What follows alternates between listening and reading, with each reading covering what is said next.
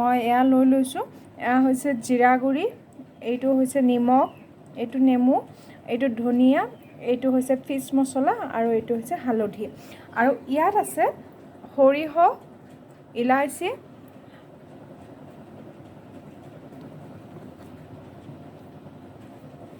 দুটা লং দিছোঁ। আৰু এতিয়া মই এটা পেন এটা লৈ লৈছোঁ আৰু এইখিনি মই এতিয়া মেৰিনেট কৰিম। তো মই ইয়াত মাছ কেইপিচ লৈ লৈছোঁ। মাছ কেইপিচ লৈ লোৱাৰ পিছত প্ৰথমতে মই ইয়াত নেমুখিনি চেপি দিছোঁ।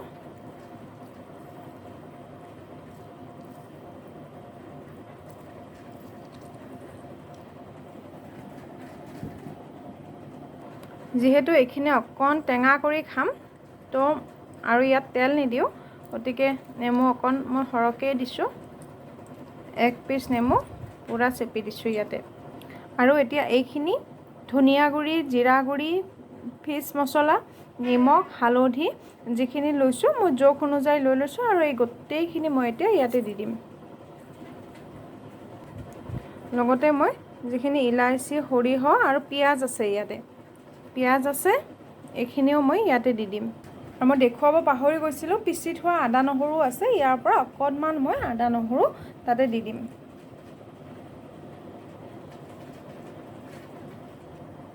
আৰু এইখিনি গোটেইখিনি মই এতিয়া মেৰিনেট কৰি ল'ম হাতেৰে।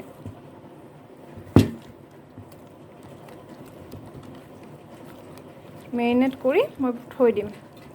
যিহেতু মছলাখিনি তলৰ ফালে সোমাই গৈছে নেমু দিয়াৰ বাবে, তাতে ধুনীয়াকৈ, আৰু মই বেছি ৰং দিয়া নাই ইয়াতে, কাৰণ এইখন অকণমান বগাকৈ খায়ে ভাল লাগে। অকণ অকণ ৰঙচুৱা হৈয়ে যায়, যিহেতু ইয়াত ৰঙা জলকীয়া দিয়া আছে। এইখিনি এতিয়া মেৰিনেট কৰা হৈ গ'ল আৰু এইখিনি মই সম্পূৰ্ণ 3 ঘণ্টামান সময় ৰাখি দিম। কোনোবাই দৌৰা-দৌৰি হ'লে আধা ঘণ্টামান সময়ো ৰাখিব পাৰে, কোনো কথা নাই। ইয়াৰ পিছত ইয়াৰ একো নাই, এইখিনিয়ে যি মেৰিনেট কৰিব লাগে। ইয়াৰ পিছত এইখিনি ডাইৰেক্ট কেৰাহীটোক অকণমান গৰম হ'বলৈ দি তাত অকণমান তেল দিলেও দিব পাৰে, যিসকলে তেল দিয়ে।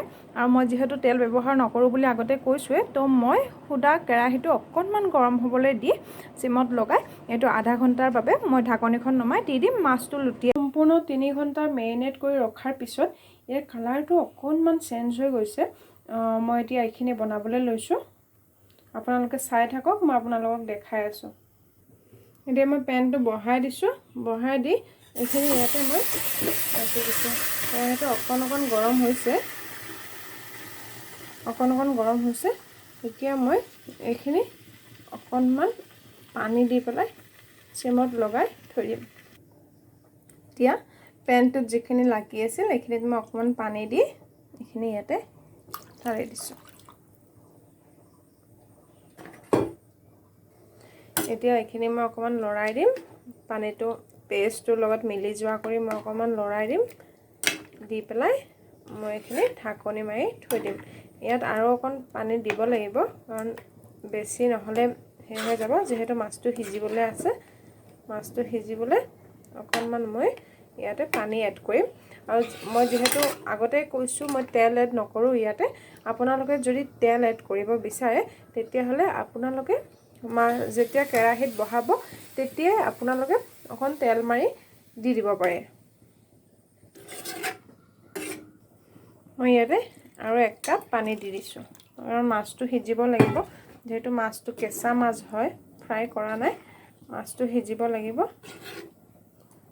ইয়াতে মাছটোৰ ভিতৰত গোটেইখিনি সোমাই গৈছে। এতিয়া এইখিনি উতলিবলৈ দিম মিডিয়াম ফ্লেমত, পিছত জনাব। এইয়া মাছৰ গ্ৰেভিটো ৰেডি হৈ গ'ল। চাওক ইমান ধুনীয়া কালাৰ এটা আহিছে, আৰু এইটো পূৰা মাছটো ধুনীয়াকৈ সিজি গৈছে। কালাৰটো চাওক ইমান ধুনীয়া হৈ গৈছে।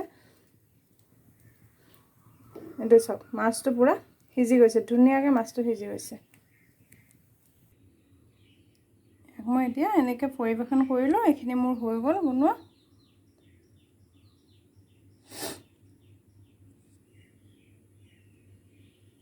চাওক দেখিবলৈ কালাৰটো ইমান ধুনীয়া হৈছে, গ্ৰেভিটো খাবলৈ বিৰাটেই টেষ্টি। আপোনালোকে এবাৰ এনেকৈ বনাই খাই চাওক, তাৰপিছত মোক কমেণ্ট বক্সত কমেণ্ট কৰি জনাব কেনেকুৱা পাইছে টেষ্টটো। আপোনালোকে অকণ নেমু দি খাব পাৰে যিসকলে। হাই এভৰিৱান, মই জেউতিয়ে আকৌ আহিছোঁ আপোনালোকৰ ওচৰলৈ এটা নতুন ভিডিঅ'ৰ সৈতে। আজি মই আপোনালোকক দেখাম এটা মাছৰ বইল ৰেচিপি। আৰু মই 1 পিচ মাছ লৈ লৈছোঁ,